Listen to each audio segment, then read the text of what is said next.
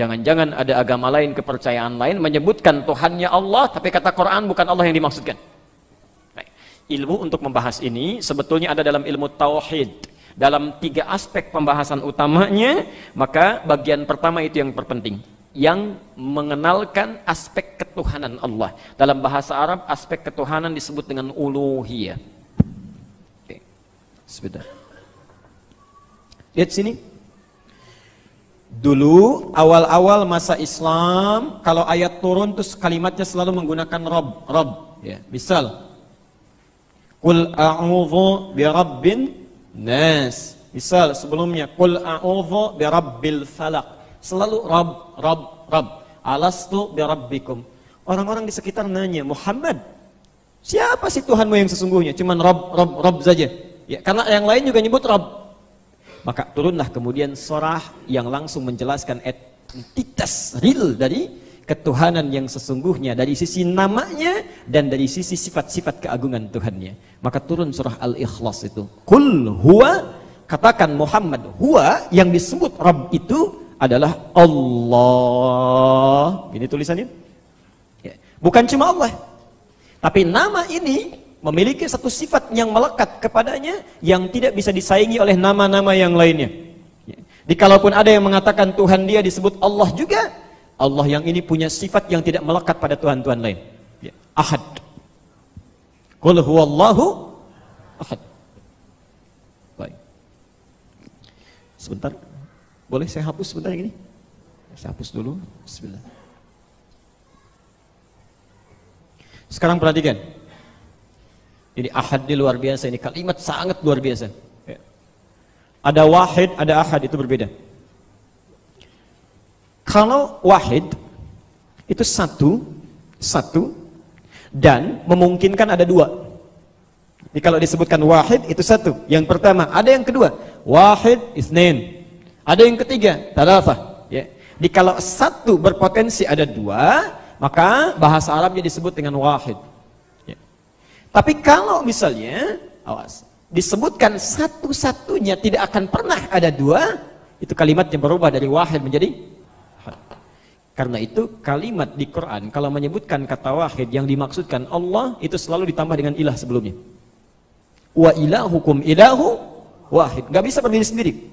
Di ilah nggak bisa berdiri sendiri, wahid tidak bisa berdiri sendiri. Ya. Tapi kalau kita ingin menyebutkan dengan satu kata saja, satu-satunya tidak ada 2, maka kalimatnya menjadi ahad.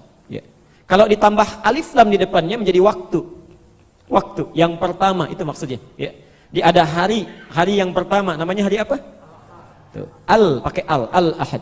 Ya. Itu dari bahasa Arab al ahad. Coba diserap ke dalam bahasa Indonesia, disingkat jadi ahad. Ya. Alnya hilang. Ya. Indonesia kan suka nyingkat-nyingkat ya. Nah itu. Tapi tidak semua yang disingkat itu bisa disingkat, jadi masalah nanti ya. Sekarang lagi rame-rame ada yang diracun pakai sianida ya. Kan inisialnya J Kumala Wangso itu. Kalau disingkat jadi bahaya nanti ya. Makanya jarang disingkat sama polisi sekarang tuh. Itu bisa salah lihat. Anda aja sudah tersenyum. Sudah, itu bukan bahasan kita. Yuk sini. Lihat.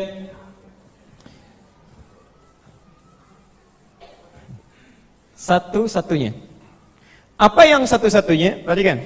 Satu yang paling unik dari kalimat ahad ini ketika disandingkan dengan kalimat Allah ingin memberikan pesan, nama ini adalah nama satu-satunya yang kalau Anda ingin hilangkan setiap huruf yang melekat pada kalimat ini pun akan menunjuk pada satu yang sama itu. Akan beda. Ya. Perhatikan ya, saking uniknya nama ini hanya dilekatkan pada satu zat. Tidak ada zat yang lain. Kalau Anda bandingkan dengan nama Tuhan yang lain tidak akan sama. Contoh. Sifatnya ahad, hanya satu-satunya. Anda hilangkan setiap huruf dalam kalimatnya pun akan kembali kepada satu yang sama. Bedakan dengan nama yang dipertuhankan yang lain.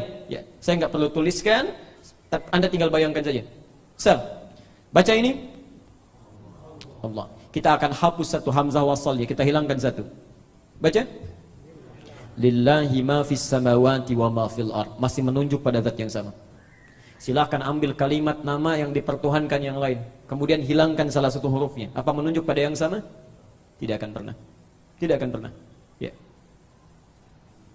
Hapus lam satu, otomatis tasdidnya hilang. Baca.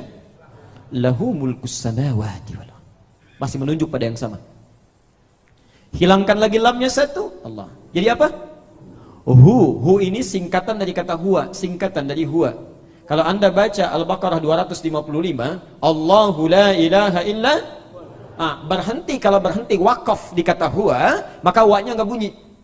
Allahu la ilaha illa hu, singkatan dari huwa. Anda tanya lagi, siapa huwa ini? Dijawab, kul huwa Allahu ahad. Anda hilangkan ini semua sampai nggak ada lagi. Baca. Ada bacaannya. Sesuatu yang tak nampak, gak kelihatan, dalam bahasa Arab disebut dengan ghaib.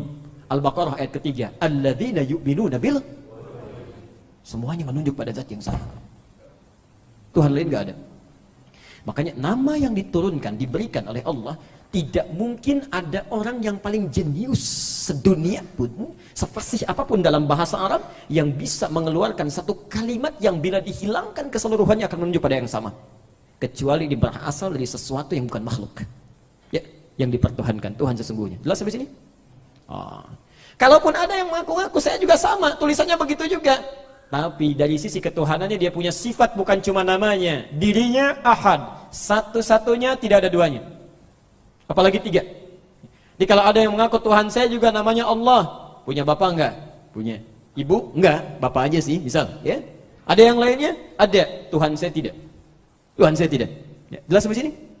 Bagian pertama, kata Allah, sifat ini satu, namanya menunjuk pada yang sama. Yang kedua, ini bahasa yang sangat logis. Kata Quran, sifat ahadnya tidak memungkinkan dia bercabang, punya syarikat yang kalau lebih daripada satu akan kacau kehidupan di semesta ini.